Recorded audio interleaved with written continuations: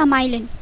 Amylin is a hormone which is co-secreted with insulin, same from the pancreatic beta cell. ठीक है. अब amylin basically lower करता है post prandial blood glucose levels को. अब amylin का भी वही एक्टिविटी है, वही एक्शंस हैं जो है GLP-1 के एक्शंस हमने अभी पढ़े हैं. सबसे पहला तो ये कि वो प्रोलॉन्ग करता है गैस्ट्रिक एम्प्टिंग टाइम को, डिक्रीज़ कर रहा है पोस्ट प्रेंडियल ग्लूकागॉन सिक्रीशन और एपिटाइट को भी सप्रेस कर रहा है. टाइप 1 डायबिटिक पेशेंट में देयर इज़ नो अमाइलिन. ठीक है, अमाइलिन की कोई प्रोडक्शन नहीं हो रही होती है. टाइप 2 में अमाइलिन प्रोड्यूस हो रहा होता है लेकिन इन एन इनसफिशिएंट क्वांटिटी. अब हम स्टडी करेंगे क्लिनिकल मैनिफेस्टेशंस. सिम्टम्स टाइप 1 और टाइप 2 डायबिटीज़ के सेम होते हैं, बस उनकी इंटेंसिटी में डिफरेंस होता है. Common symptoms polyuria, polyphagia, polydipsia. Polyuria basically increase urine production है जो कि यूजुअली नोटिसेबल होती है at night.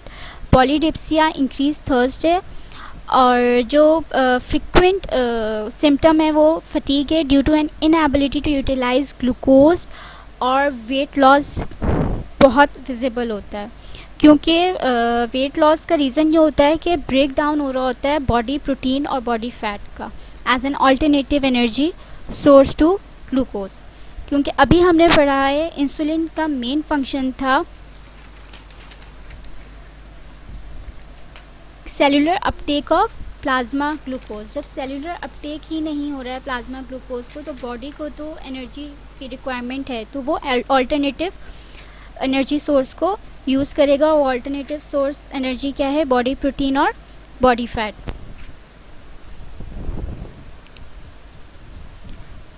Now coming towards the diagnosis. अच्छा, डायबिटीज़ सिम्टम्स हम प्रीवियसली भी पढ़ चुके हैं, लेकिन जब हम डायग्नोसिस की बात करते हैं तो हमारे डायग्नोसिस सिर्फ इसके ऊपर बेस नहीं कर सकता है कि पॉलीयूरिया, पॉलीडिप्सिया और अनएक्सप्लेन्ड वेट लॉस के सिम्टम्स हैं. इसके साथ हमें फास्टिंग सीरम ग्लूकोज की कंसंट्रेशन मॉनिटर करनी पड़ती है जो कि ग्रेटर देन 7 है या फिर greater than 126 milligram per decilitre है, या फिर serum glucose concentration greater than 11.11 होना चाहिए आफ्टर 2 आवर्स. ठीक. अब आफ्टर 2 आवर्स ये एक टेस्ट क्राइटेरिया जिसको हम ग्लूकोज टॉलरेंस टेस्ट कहते हैं, जिसके अंदर ओरली 75 ग्राम एनहाइड्रस ग्लूकोज दिया जा रहा होता है. इसका एक बहुत प्रॉपर प्रोटोकॉल है जिसको फॉलो करना पड़ता है. तो जब हम ये टेस्ट करते हैं तो 2 आवर्स के बाद ग्रेटर देन 11.1 अगर आता है तो हम कंसीडर करते हैं पेशेंट डायबिटिक है. अच्छा, डायग्नोसिस के वक्त ये 3 चीज़ें हैं जिनको हम मद्देनज़र रखते हैं, लेकिन हम अपनी डायग्नोसिस सिर्फ इसके ऊपर बेस नहीं कर सकते हैं कि ग्लूकोज यूरिया के ऊपर या फिर जो हम स्टिक रीडिंग टेस्ट करते हैं फिंगर प्रिक करके. और दूसरा HbA1c के ऊपर भी नहीं करते हैं क्योंकि HbA1c जो है हमें 2 to 3 मंथ्स का एवरेज रीडिंग दे रहा होता है. HbA1c के हवाले से टेस्टिंग करते वक्त हमें एक ये भी चीज़ का ध्यान रखना पड़ता है कि diagnostic purpose should not be done in individual with abnormal red cells turnover. Example में है प्रेगनेंसी, रिसेंट ब्लड लॉस और ट्रांसफ्यूजन या फिर एनीमिया के केसेस हों. ये गाइडलाइन रिकमेंडेशन है. ठीक है, एक जो है अमेरिकन डायबिटीज़ एसोसिएशन का और दूसरा अमेरिकन एसोसिएशन क्लिनिकल एंडोक्रिनोलॉजिस्ट का है. बहुत स्मॉल सी वेरिएशंस हैं इन दोनों के दरमियान. A1C जो है ADA के मुताबिक जो है लेस देन 7 होना चाहिए और इनके मुताबिक जो है लेस देन इक्वल टू 6.5% होना चाहिए. फास्टिंग प्लाज्मा ग्लूकोज गोल्स जो हैं इनके 70 to 130 है और इसमें लेस देन 110. और पोस्ट प्रेंडियल ग्लूकोज गोल्स जो हैं जो कि आफ्टर 2 आवर्स है वो लेस देन 180 और AACE में के accordingly less than 140 milligram per deciliter होना चाहिए. अच्छा, ये जो गाइडलाइन है ये है for outpatient glycemic goals in non pregnant adult. अब आप लोगों को एक छोटा सा टास्क दे रही हूँ कि inpatient glucose targets for non pregnant adults और outpatient glucose targets for pregnant adults according to these guidelines क्या ट्रीटमेंट गोल्स हैं, ये आपको फाइंड आउट करना है और इसका एक असाइनमेंट बनाना है आप लोगों को. Now we will see pharmacological treatment of diabetes mellitus. सबसे पहले हम टाइप्स ऑफ इंसुलिन देखेंगे, इनका ऑनसेट, पीक, इफेक्टिव ड्यूरेशन. ठीक है. अब सब जो क्लासिफिकेशन आप लोग पहले भी पढ़ चुके हैं, rapid acting, short acting, intermediate acting और लॉन्ग एक्टिंग.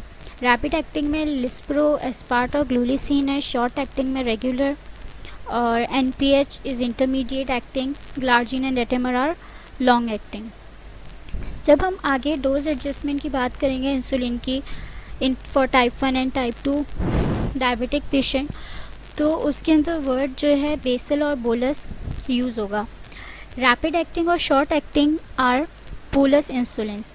हम इनको बोलस इंसुलिन इसलिए कह रहे होते हैं क्योंकि इनका ऑनसेट अगर हम देखें तो वो लेस देन 0.5 आवर्स है, मतलब 30 मिनट्स अप्रॉक्सीमेटली. मतलब उनका ऑनसेट ऑफ एक्शन जो है 30 मिनट्स में आता है. और जो है इंटरमीडिएट एक्टिंग और लॉन्ग एक्टिंग को हम बेसल इंसुलिन कह रहे होते हैं. इनका जो ऑनसेट ऑफ एक्शन है वो 2 to 4 आवर्स है और इसका 5 और 3 to 4.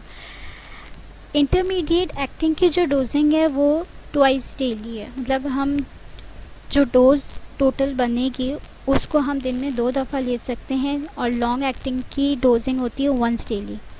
रैपिड एक्टिंग और शॉर्ट एक्टिंग को हम ट्वाइस और थ्राइस टाइम ले सकते हैं. अब हम टाइप 1 डायबिटिक पेशेंट्स की बात करते हैं.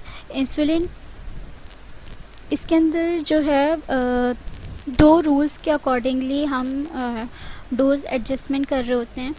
और जो है टाइप 1 डायबिटिक मेलाइटिस में इंसुलिन जो है बेस करती है वेट के ऊपर और इसकी टोटल डेली डोज कैलकुलेट होती है. ठीक है. जो टाइप 1 डिज़ीज़ है उनका 2 to 5 इंजेक्शंस डेली लगते हैं. टाइप 1 डायबिटीज़ मेलाइटिस के जो एस्टिमेटेड डोज है वो 0.6 यूनिट्स पर केजी पर डे है. ठीक है.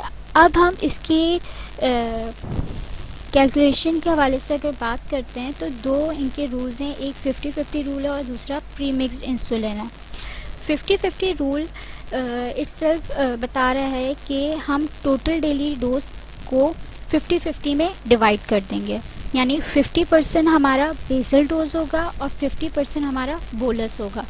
बेसल कौन सी होंगी? बेसल हैं हमारी जो इंटरमीडिएट एक्टिंग और लॉन्ग एक्टिंग इंसुलिन है, NPH, ग्लार्जिन और डेटेमर. और जो रिमेनिंग 50% है जो हमारा बोलस होगा, जिसकी एग्जांपल्स रेगुलर, लिस्प्रो, एस्पार्ट और ग्लूलिसिन है. तो हम इसकी डोज को 50-50 डिवाइड कर देंगे. इस 50-50 रूल को हम एक एग्जांपल से समझते हैं. एक पेशेंट है, उसका वेट है 54, ठीक, 54 kg. अब इसके ऊपर हम 50-50 रूल अगर यूज़ करते हैं, 54 kg वेट है और डोज है टाइप 1 पेशेंट्स की 0.6 यूनिट्स पर kg पर डे. तो अगर हम 54 को मल्टीप्लाई बाय 0.6 करेंगे तो हमारे टोटल डेली डोज बनेगा 32 यूनिट्स. ठीक, 32 यूनिट्स हमारा टोटल डेली डोज बन गया. अब 50-50 रूल के हिसाब से हम इसको डिवाइडेड बाय 2 कर देंगे, यानी हमें 50 बेसल के लिए चाहिए और 50 बोलस के लिए चाहिए. तो हमारे पास इसका हाफ़ करते हैं तो टोटल डेली डोज का हाफ बनता है 16 यूनिट्स. अब 16 units basal insulin, 16 units for बोसल डोज. नाउ अब बेसल इंसुलिन में लॉन्ग एक्टिंग भी है और इंटरमीडिएट एक्टिंग भी है. तो सबसे पहले हम देखते हैं लॉन्ग एक्टिंग इंसुलिन, जो हमारा बेसल इंसुलिन है, जिसकी एग्जांपल्स है ग्लार्जिन और डेटेमर. ग्लार्जिन और डेटेमर मैंने प्रीवियसली बताया था कि इसकी जो डोज जाती है वो वंस डेली जाती है. तो हम 16 unit once daily basal insulin administer कर देंगे. अब जो रिमेनिंग 16 यूनिट्स है बोलस का वो हम TDS भी दे सकते हैं और ट्वाइस डेली भी दे सकते हैं। अगर हम TID के अकॉर्डिंग देते हैं तो 5 यूनिट्स हो जाएगा ऑफ इंसुलिन और विथ मील जाएगा ये, ठीक। और अगर ट्वाइस डेली होगा तो 6 यूनिट्स आएंगे। ये हमने बात की लॉन्ग एक्टिंग इंसुलिन की। अगर हमारे पास बेसल इंसुलिन इंटरमीडिएट एक्टिंग होगा, NPH होगा, तो NPH की तो डोजिंग ट्वाइस डेली है, तो हम 16 यूनिट्स को डिवाइडेड बाय 2 कर देंगे क्योंकि ये ट्वाइस डेली जा रहा है। तो 16 का हाफ हो गया 8, तो 8 यूनिट्स ऑफ NPH देंगे हम।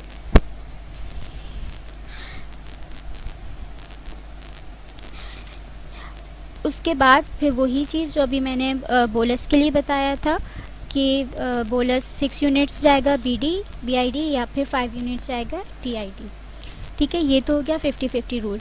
नेक्स्ट है pre mixed insulin. Pre mixed insulin वो इंसुलिन होती हैं जो कि मिक्सचर्स होती हैं रैपिड और शॉर्ट एक्टिंग इंसुलिन का। इन मिक्सचर को बनाने की वजह ही यही होती है कि एक प्री मील बोलस प्लस और इंटरमीडिएट एक्टिंग इंसुलिन करेगा जो लेटर कंट्रोल करेगा हाइपरग्लाइसीमिया कंडीशन को, ठीक है। अब जो प्री मिक्स्ड इंसुलिन है जैसे 50-50 होता है या 70-30 इंसुलिन होता है, ये प्री मिक्स्ड इंसुलिन हैं। ये प्री मिक्स्ड इंसुलिन का जो रूल है वो एक 2/3 of the total daily dose morning में यूज़ करेंगे और remaining 1/3 total daily dose evening में यूज़ करेंगे प्रायर टू मील। अगर हम लास्ट एग्जांपल ही ले लें, जो हमारी टोटल यूनिट बन रहा था अकॉर्डिंग टू 54 kg, वो बन रहा था 32 यूनिट्स। तो 2/3 ऑफ टोटल डेली डोज बनेगा 21 यूनिट हम मॉर्निंग में देंगे और 11 यूनिट्स इवनिंग में देंगे। अच्छा, इसकी डोज एडजस्टमेंट थोड़ी मुश्किल हो जाती है क्योंकि एक जो है रैपिड एक्टिंग इंसुलिन होता है और दूसरा शॉर्ट एक्टिंग होता है, तो इनकी डोज एडजस्टमेंट में थोड़ा सा इशू आता है। तो यूजुअली टाइप 1 डायबिटीज़ में जो है ये वाला मेथड यूज़ नहीं करते हैं, 50-50 को ज़्यादा कंसीडर किया जा रहा होता है। अब हम आ जाते हैं टाइप 2 के ऊपर। टाइप 2 में बेसल इंसुलिन को हम इनिशिएट करते हैं 10 यूनिट्स 1 डेली से और जो है 0.1 to 0.1 यूनिट्स पर kg पर डे के हिसाब से भी डोज कैलकुलेट किया जा सकता है। जो ओवरवेट और ओबीज इंडिविजुअल होते हैं, जो नॉर्मल या एवरेज साइज इंडिविजुअल होते हैं, उनको हम 10 यूनिट्स दे रहे होते हैं। इसी तरीके से इसमें भी प्री मिक्स्ड इंसुलिन का वही तरीका है जो हमने टाइप 1 में पढ़ा था, जस्ट डोज चेंज है। वो 0.2 यूनिट्स पर kg पर डे है।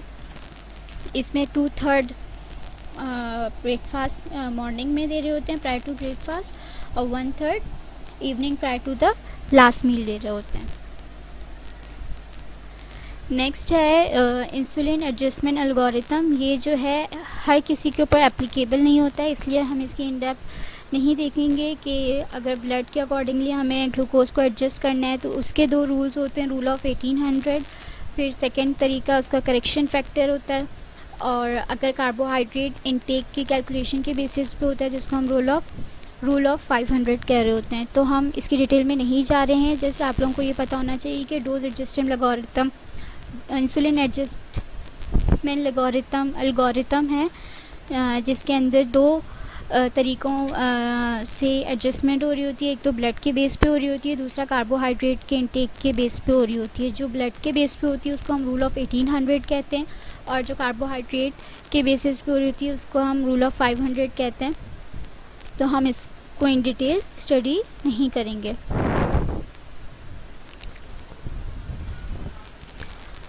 अब हम देखेंगे algorithm for the treatment of glycemic control in type 2 diabetes. अभी हमने इंसुलिन देखा था कि किस तरीके से